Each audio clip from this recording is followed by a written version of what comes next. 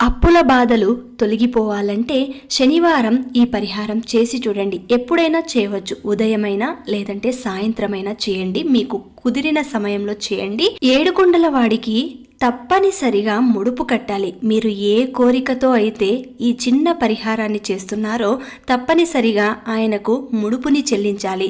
అది పసుపు వస్త్రంలోనే చెల్లించాలి. కాబట్టి పసుపు వస్త్రంలో ఎంత డబ్బులు ముడుపు కట్టాలి అని మీ మనసుకు అనిపిస్తుందో అంత మాత్రమే కట్టండి. ఆ తర్వాత ముడుపు కట్టినది స్వామివారి ముందు ఉంచి ఆయనకు ఏదైనా మీకు తోచిన నైవేద్యం పెట్టి ఒక చిన్న దీపం, అది కూడా బియ్యం పిండితో తయారు చేసిన దీపం, బియ్యం పిండిలో కొద్దిగా నెయ్యి వేసి కొద్దిగా బెల్లం వేసి దానిని దీపపు ప్రమిదంలాగా చేసి 7 వత్తులు వేసి నేతితో దీపారాధన చేయండి. ఇలాగా 7 వారాలు చేసి 7వ వారం తిరుపతికి ముడుపుతో సహా వెళ్లి మొక్కును చెల్లించుకోవాలి.